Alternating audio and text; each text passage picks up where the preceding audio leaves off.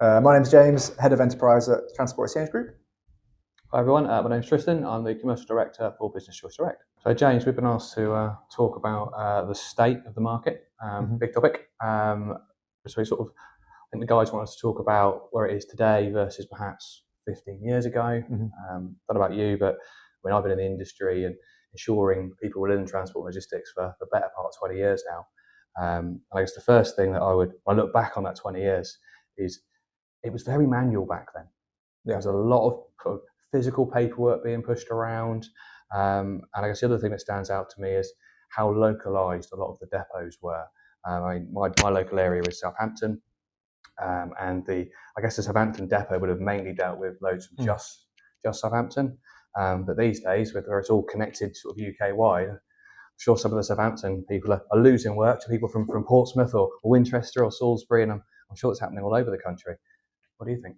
Yeah, absolutely. I think I've not been in the industry as long, maybe kind of 5 years now. I think when I first came into it, the really big shift was how can we move away from paperwork, how we can consolidate what we're doing. Similar stuff. We've seen a lot of depots previously that were, I guess, singular, isolated in a couple of locations. What we're seeing now is everyone's kind of migrating to central operations.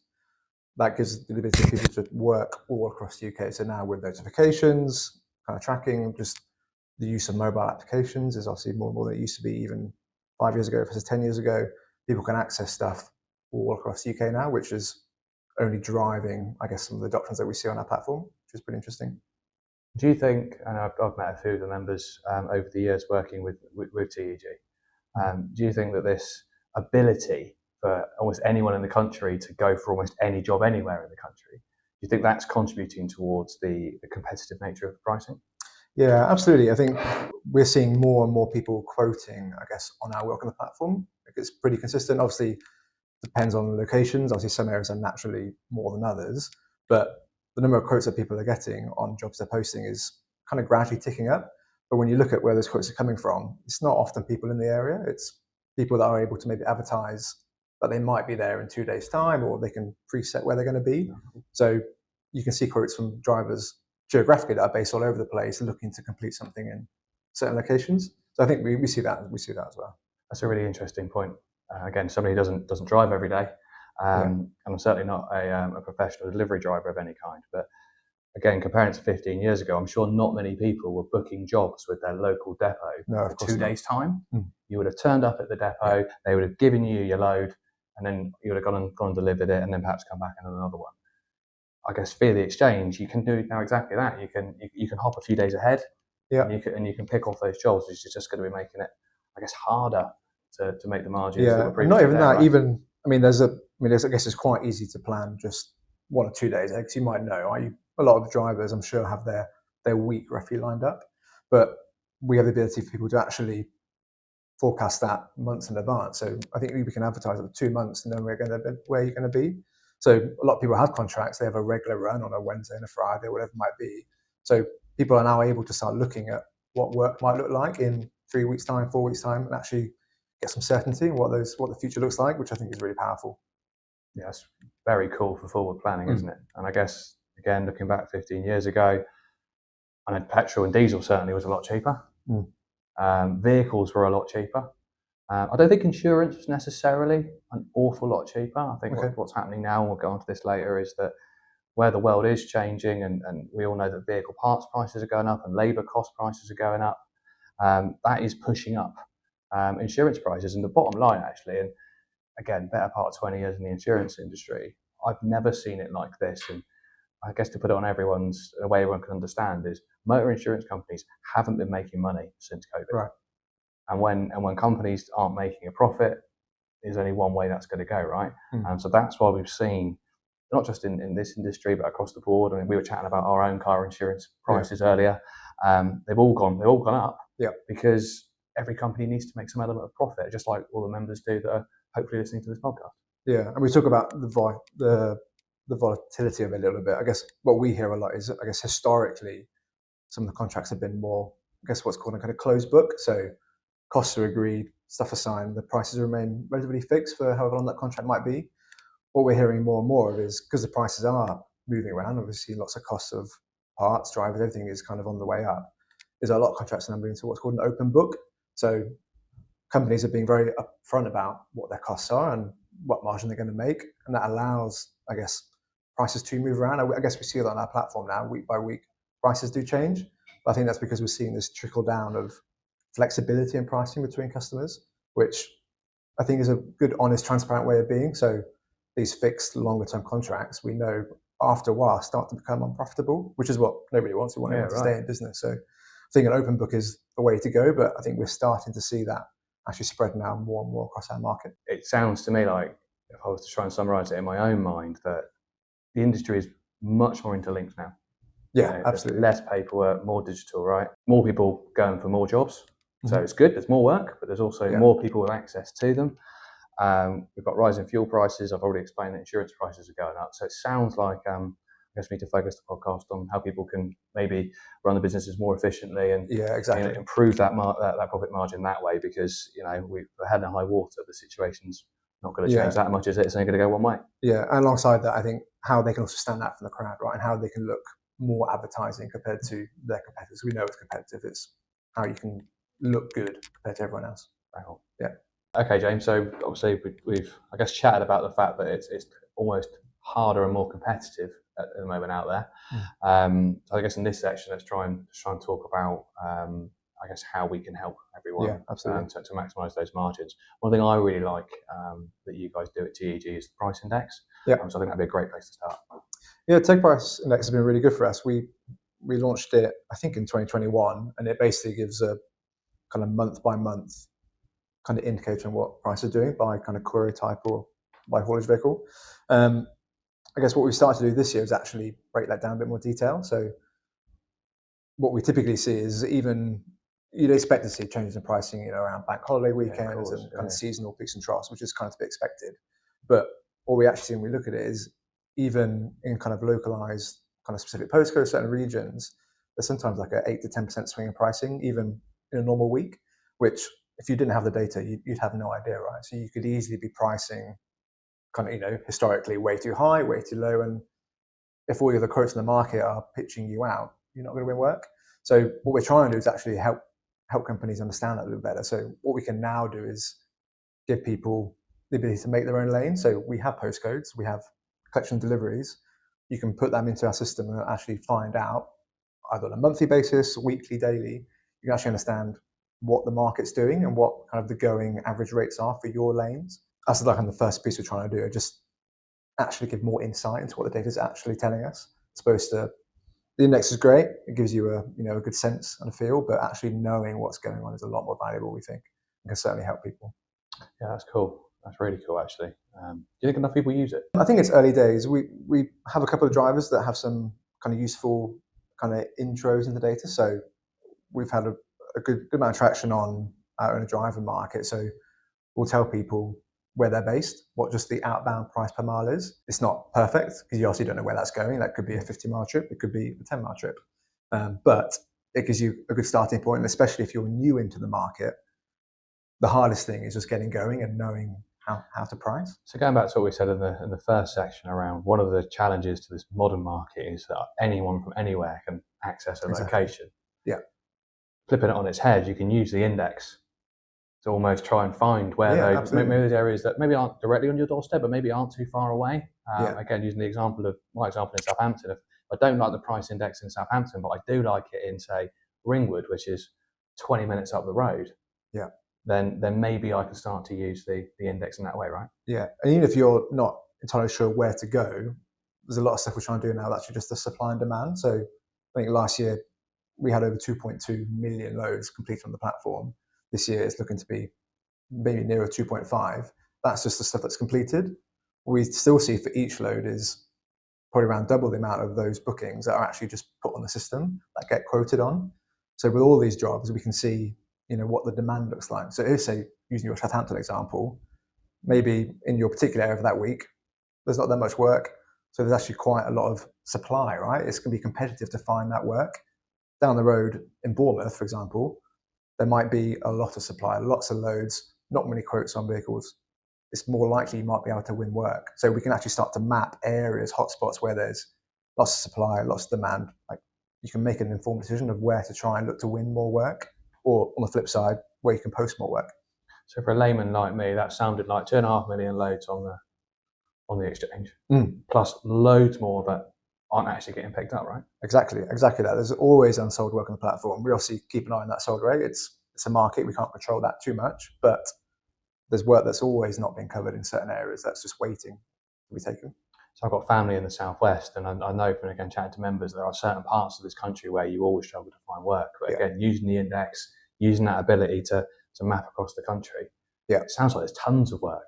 Yeah, and I think the flip side, even if you're say not specifically looking to take work, you're looking to put work on the system, and you have got a fleet. Sometimes we know it's not profitable. Sometimes to run your own fleet in certain areas.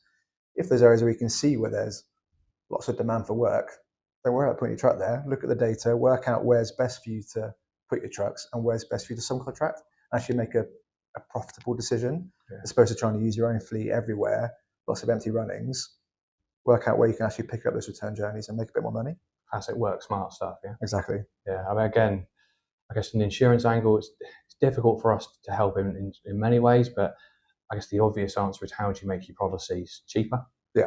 And most of us know standard tricks. I guess the one that I want to make sure everyone that's listening to this knows is that one of the advantages BCD has, and we actually do believe we're probably the largest courier broker in the UK based on market feedback and various data sets. We have our own product, which you can't get anywhere else.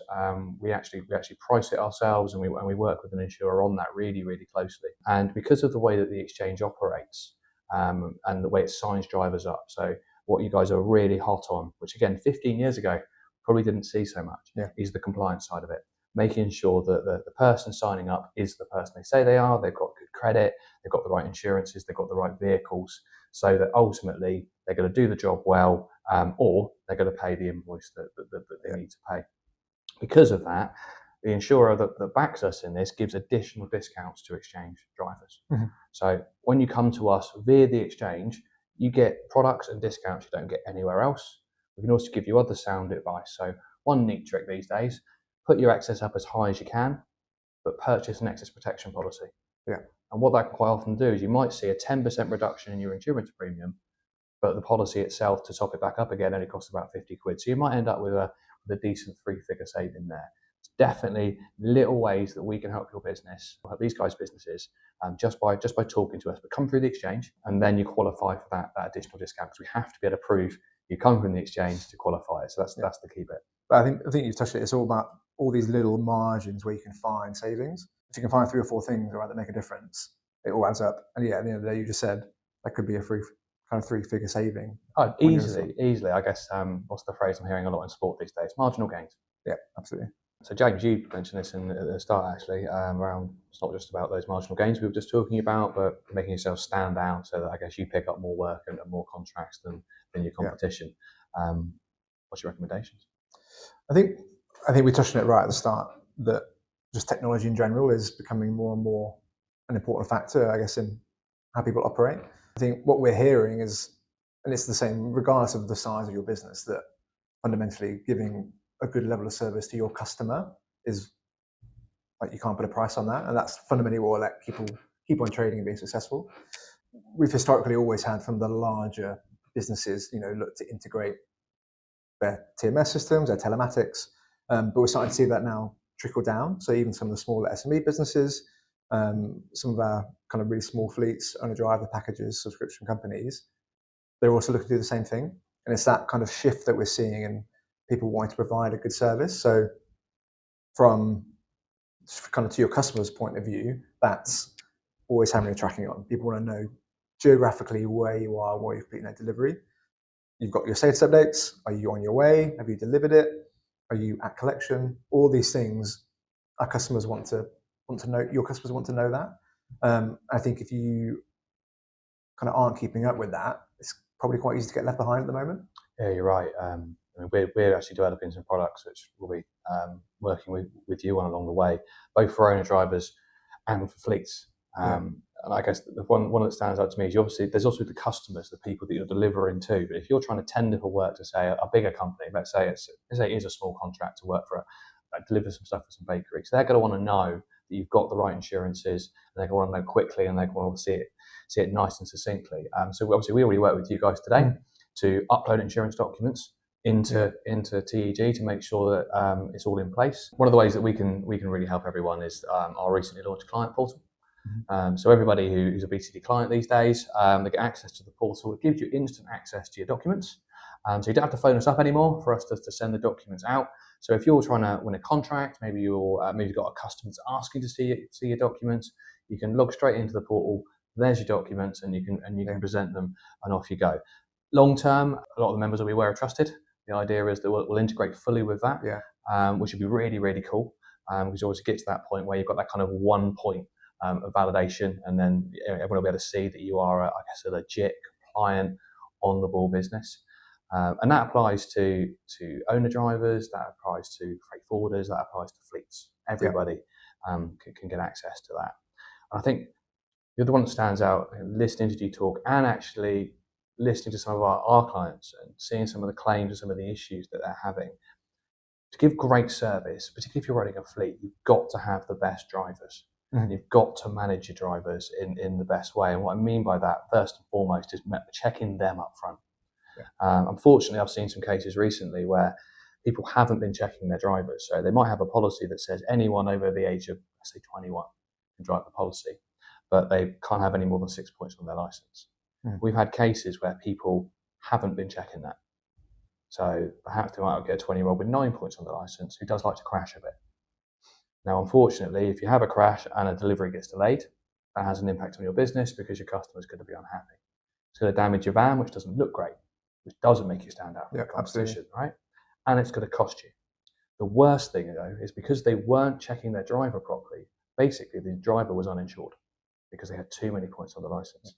What that meant is the insurance company actually paid the claim and then realised, and they were able to get the money back off of one of our clients, despite the fact that we told them all the right things to do and all the rest of it. So I guess there's a lot of advice in there.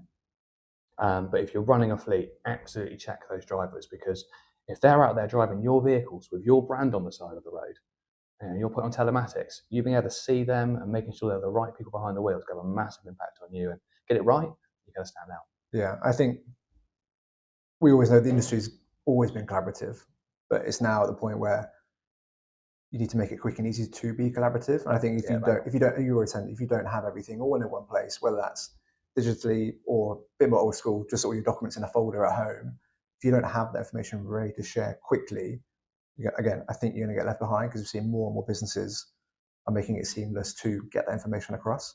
I think that's becoming the game changer. Yeah, I agree. Someone gave me some advice recently around and doing a good job, and it was very, very simple. It was say please, say thank you, and do what you say you're going to do. I guess those are good 3 rules to live by, but also I think that the systems and processes that TEG can offer and the support that BCD can give from the insurance perspective, like I've just described, we can really help people stand out for the competition. Yeah, agreed. So James, I think to finish off, we're going to list some quick wins for everybody. If you don't mind, I'll jump in on the insurance stuff, and then you can do the big finish for the Courier and Haulage Exchange then, can't you? Sounds good. Cool. Yeah, so from the insurance perspective, I'm actually going to start off with all of you out there that have got fleets, because I know that a massive proportion of the members have at least 3 vehicles and some many, many, many more. I spoke a moment ago around the driver management side. That's a quick win. It doesn't cost you anything to check that your drivers are the right people. That'll help reduce your claims. That's ultimately going to reduce your premiums year on year, and there's a marginal gain. But I've done a lot of research ahead of this podcast, and we're going to pop it in the article as well, around several free things that fleet operators in particular can do to bring their premiums down, and their problems we're actually seeing in the industry. And I have seen more than one business go out of business in the last 12 months because they physically couldn't either get insurance or afford the insurance due to the fact that they're unfortunately, the businesses were just being run to a standard where there were lots of claims happening or not getting reported. So my first tip to all of you out there is, if you have a claim, report it. One of the challenges people have is if they hit a third party, they kind of hope the problem might go away if they don't report it. The problem is if the third party does report it, and they will, their insurance company will give them a replacement vehicle on their terms, and your insurance company will have to pay it. So one of our major insurance partners will tell you that if they provide the hire vehicle, it's £40 per day. If it's done by a third party, it goes up to £200 per day. And that's on your claims cost. The faster you and your drivers report the claims, the faster your insurance company can deal with it, the more controlled those claim costs will be, and that will pay off, because accidents do happen. What you need to make sure you do is you don't, I guess, exacerbate those problems. Obviously, look after your vehicles, make sure they're nice and safe, looked after. Newer vehicles are generally cheaper to insure, so that's a good one. So if you're looking at the vans you've got now and you're looking to replace them, newer vehicles, generally speaking, are less to insure because they're a bit more robust, got more safety systems on them. That works really, really nicely for you. And the last one I'll say is talk to us. We don't get to talk to enough of your members, as much as we try and get the message out there and all the rest of it. We've got the specialist products for the self-employed drivers, and I've given an example today of how we can save you money on top of the exclusive product we've got. That extends to fleet insurance. Really want to talk to more of you about fleet insurance, public liability, employers' liability, and of course to all of you out there, the goods in transit. You have to have at least £5,000 to join the exchange. We can do that. I'm probably not allowed to say this phrase, but I'm going to say it anyway, which is cheap as chips. But you need to talk to us, and we'll work to develop some buy online solutions with TEG for that as well. We think we can save you a packet of money if you talk to us. So off the back of this podcast, give us a shout. Look at the emails. You'll see us within the membership ecosystem as well. So I think that's how BCD can help. Okay. I guess just over to you for the big finish. Yeah, I think for us, there's two different things. It's how you're doing it and what you're doing. So that's, I guess, the technology side, and it's also just you as a business, how you kind of interact with your customers. So from a technology point of view, just embrace the changes that we're seeing. So use what is available to you, I guess, from a tech point of view. Do subscriptions, whether that's integrating, that's advertising your future availability. Use that to diversify, look to expand to different areas. These are all really simple ways of expanding your reach bigger than your, I guess, your location. That's a really simple win. And I guess what you're doing, it's all about feedback. Feedback is a massive thing on our platform, and giving that good professional, courteous service to your customers, that makes a big difference. We know feedback is kind of gold dust on our platform. It's a really, really sought after thing. So don't let a couple of silly little things jeopardize that and ruin your rating, because we know that members look at that pretty exclusively. So more so compared to price, right? That is, it's right up there. So give a good service, embrace change, and be at the forefront. Yeah, just don't get left behind. No, and all of that sounds pretty low cost to me. Yeah, there's packages for all sorts of businesses. We're at the point now where we want to give technology that helps people be successful. So depending on your size of business, there's a package for you that will enable you to try on all these new things. So just talking back on insurance, have you got any top tips for owner drivers? Yeah, absolutely. And thanks for the question. The first response is always talk to us. We believe, the biggest courier broker in the UK, particularly for van and fleet insurance. When I say courier, we're talking up to 7.5 tonne in weight. We can save you money instantly because we have products that nobody else has for the van, for the public liability, employer's liability, and the goods in transit. We know, for want of a better phrase, the tricks. And what I mean by the tricks is we know how to talk to the underwriters to get you discounts you won't get just by entering your information online. So perhaps you've been running your own business for a year, but before that you worked for FedEx for 5 years. That 5 years of experience counts for something. It only counts for something if you come and talk to us and we can talk to an underwriter.